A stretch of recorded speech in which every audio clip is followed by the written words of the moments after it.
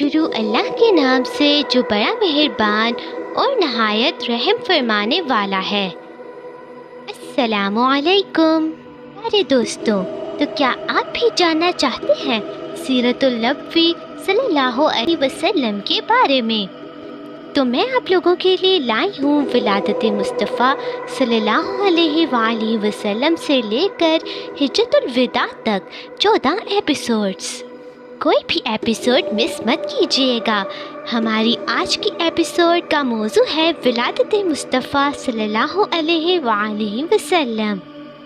پیارے دوستوں، دنیا میں جتنے رسول اور نبی آئے سب نے ایک ہی تعلیم دی کہ اللہ ایک ہے، اس کے سوا کوئی معبود نہیں، صرف وہی عبادت کے لائق ہے۔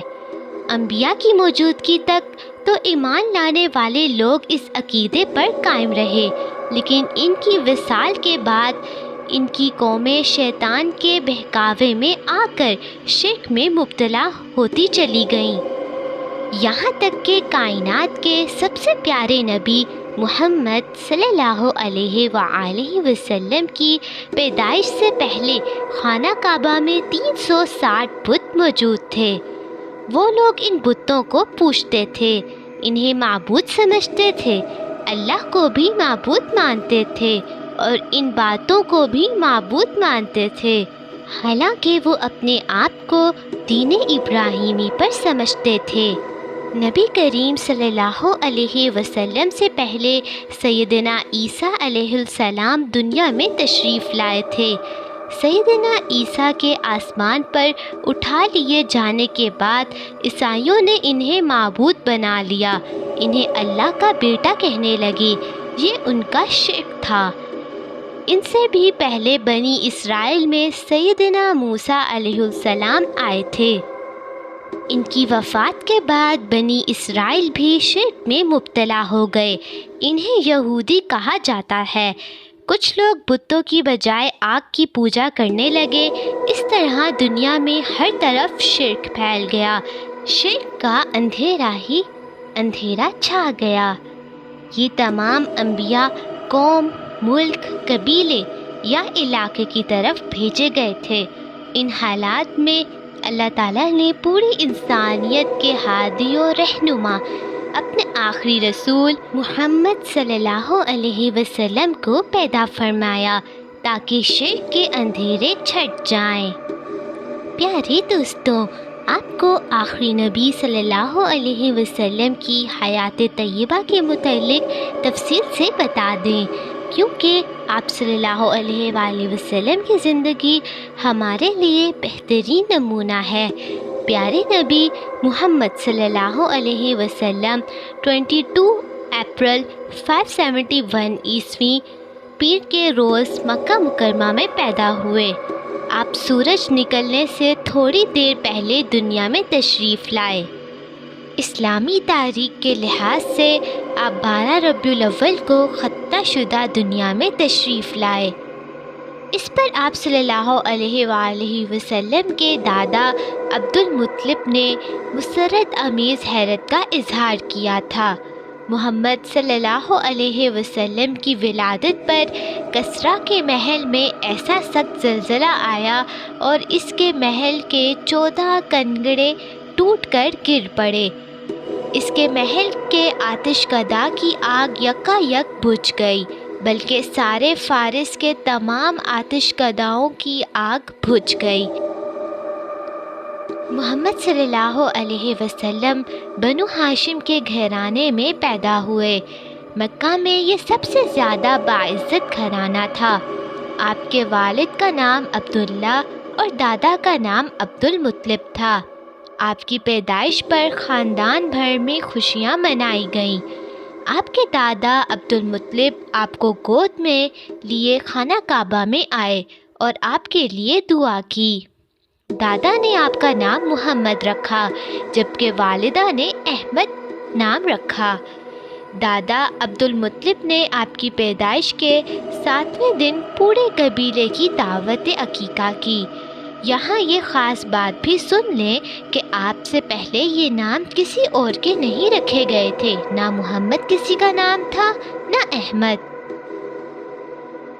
آپ کے والد عبداللہ آپ کی پیدائش سے قریباً 6 ماہ پہلے ہی فوت ہو گئے تھے۔ آپ کا سلسلہ نسب سیدنا اسماعیل علیہ السلام سے جا ملتا ہے، جو سیدنا ابراہیم علیہ السلام کے بیٹے تھے۔ گویا آپ ابراہیم علیہ السلام کی نسل سے ہیں۔ آپ کا خاندان نیکی، شرافت، عزت، مہمان نوازی، سخاوت اور اثر و رسوخ کی وجہ سے بہت مشہور تھا۔ پیدائش کے بعد 3-4 روز تک تو آپ کی والدہ نے آپ کو دودھ پلایا، پھر آپ کے چچا ابو لہب کی لونڈی سویبہ نے آپ کو دودھ پلایا۔ اس کے بعد دودھ پلانے کی ذمہ داری حلیمہ سعدیہ رضی اللہ عنہا کو سونپ دی گئی۔ وہ دیہات میں رہتی تھیں۔ وہ آپ صلی اللہ علیہ وسلم کی پیدائش کے 8ویں دن مکہ مکرمہ آئیں اور آپ کو اپنے ساتھ لے گئیں۔ مکہ کی عورتیں اسی طرح اپنے بچوں کو دودھ پلانے کے لیے دیہات کی عورتوں کو سونپ دیتی تھیں۔ آپ صلی اللہ علیہ وسلم سیدہ حلیمہ سعدیہ رضی اللہ عنہا کے گھر کیا پہنچے کہ وہاں ہر طرف ہر چیز میں برکت نظر آنے لگی۔ جو جانور پہلے بہت مشکل سے اور بہت کم دودھ دیتے تھے، ان کے تھن دودھ سے بھر گئے، گھر روشن ہو گیا۔ آپ صلی اللہ علیہ وآلہ وسلم وہاں 2 سال رہے۔ 2 سال بعد سیدہ حلیمہ سعدیہ رضی اللہ عنہا آپ کو واپس لائیں، لیکن ابھی وہ آپ کو واپس کرنا نہیں چاہتی تھیں، چنانچہ کچھ اور وقت رکھنے کی اجازت مانگی۔ آپ کی والدہ نے اجازت دے دی۔ اس طرح آپ پھر سیدہ حلیمہ سعدیہ رضی اللہ عنہا کے ہاں پہنچ گئے۔ آخر یہ مدت بھی ختم ہوئی اور آپ کو آپ کی والدہ کے حوالے کر دیا گیا۔ آپ کی عمر مبارک 6 برس کی ہوئی تو آپ کی والدہ ماجدہ آپ کو ساتھ لے کر مدینہ منورہ آپ کے دادا کے ننہال بنوادی بن نجار میں رشتہ داروں کی ملاقات یا اپنے شوہر کی قبر کی زیارت کے لیے تشریف لے گئیں۔ حضور صلی اللہ علیہ وسلم کی والدہ ماجدہ کی باندی ایمن بھی اس سفر میں آپ کے ساتھ تھیں۔ واپسی پر حضرت بی بی آمنہ رضی اللہ عنہا کی وفات ہو گئی اور آپ کی والدہ کی وفات کے بعد ایمن آپ کو مکہ لے آئیں اور آپ کے دادا کے سپرد کیا۔ والدہ کی وفات کے بعد آپ کے دادا عبد المطلب نے آپ کی پرورش کی۔ وہ اپنی اولاد سے بڑھ کر آپ سے محبت کرتے تھے۔ ان کی نظر میں آپ کی بہت قدر تھی، عزت تھی۔ آپ کو پیاری پیاری باتیں کرتے اور چلتے پھرتے دیکھ کر بہت خوش ہوتے۔ عبد المطلب کے لیے خانہ کعبہ میں ایک خاص فرش بچھایا جاتا تھا۔ اس پر کسی کو بیٹھنے کی اجازت نہیں تھی، لیکن عبد المطلب آپ صلی اللہ علیہ وسلم کو اس پر اپنے ساتھ بٹھاتے۔ وہ کہا کرتے تھے، یہ بچہ نرالی شان والا ہے۔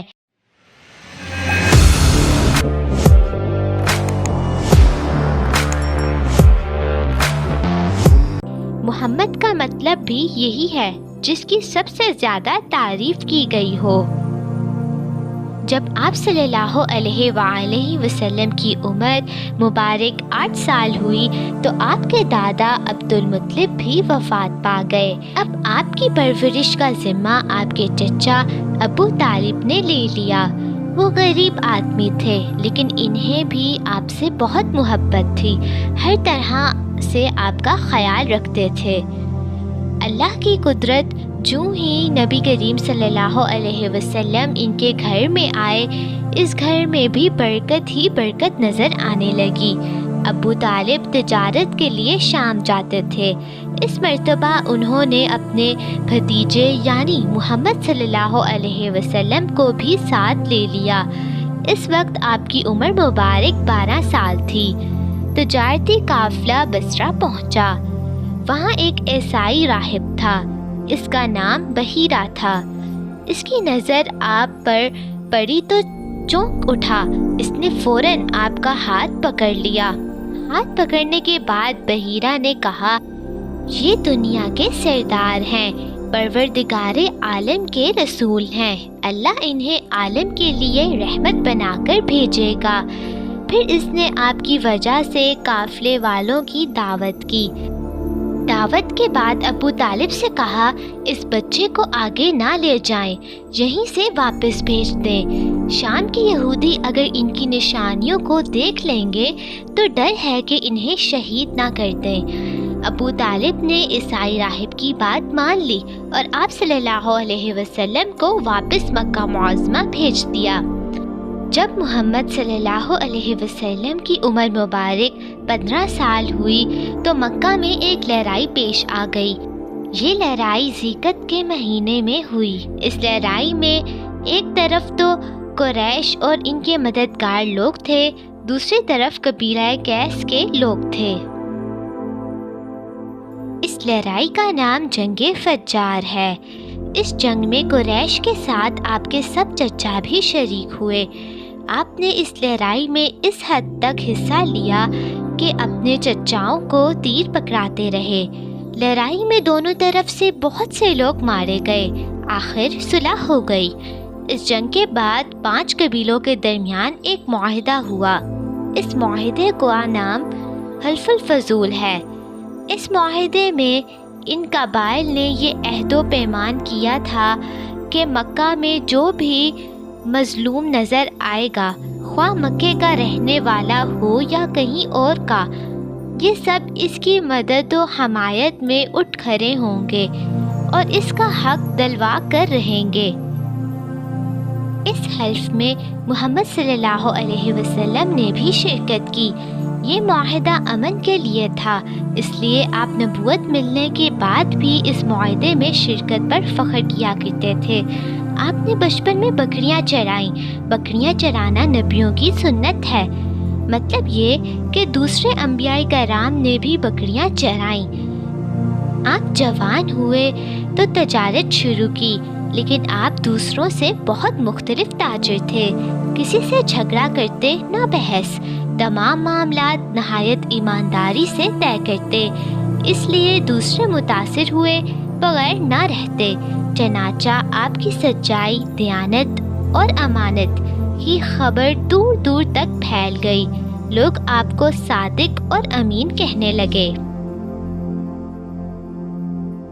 आपकी शोहरत कुरैश की एक दौलतमंद और बाइज़्ज़त खातून सैयदा खदीजा रज़ी अल्लाह अन्हा तक पहुंची।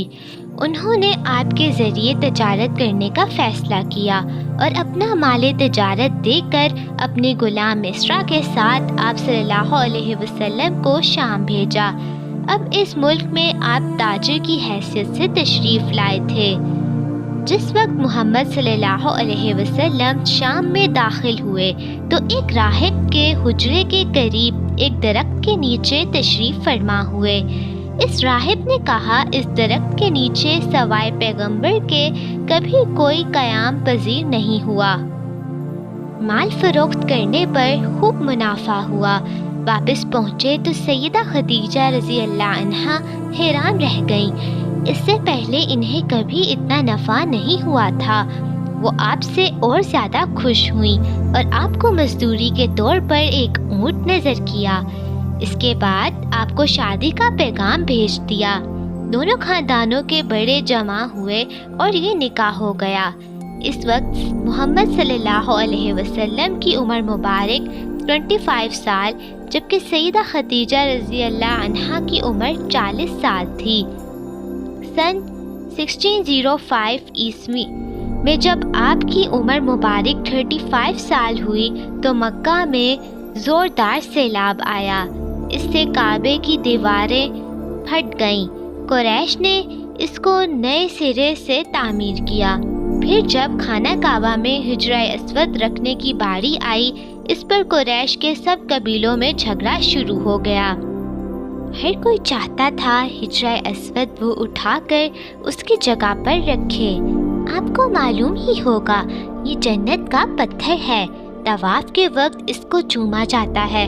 ये इसकी तरफ इशारा किया जाता है। हाँ, तो इनमें झगड़ा शुरू हो गया, यहाँ तक कि खून खराबे तक नौबत पहुँच गई। ایک بوڑھے قریشی نے لڑائی سے بچنے کی ترکیب یہ بتائی کہ کل صبح جو شخص سب سے پہلے خانہ کعبہ میں داخل ہو اس سے فیصلہ کرا لیا جائے۔ اب جو انہوں نے دیکھا تو صبح سب سے پہلے محمد صلی اللہ علیہ وسلم بیت اللہ میں داخل ہوئے۔ ان لوگوں نے اپنا مسئلہ آپ کے سامنے رکھا۔ آپ نے سن کر ایک چادر منگوائی، اس چادر کے درمیان حجر اسود کو رکھا اور ان سے کہا اب ہر قبیلے کا سردار چادر کو پکڑے۔ ایسا ہی کیا گیا۔ جب چادر میں رکھا ہوا حجر اسود اس جگہ کے قریب پہنچ گیا جہاں اسے لگانا تھا تو آپ صلی اللہ علیہ وسلم نے خود اس کو اٹھا کر اس کی جگہ پر رکھ دیا۔ آج کے لیے اتنا کافی ہے۔ میں بہت جلد ملوں گی سیرت النبی صلی اللہ علیہ وآلہ وسلم کی ایپیسوڈ نمبر 2 کے ساتھ، جس کا موضوع ہے پہلی وحی۔ تو دیکھنا مت بھولیے گا۔ Stay connected with me۔ اللہ حافظ۔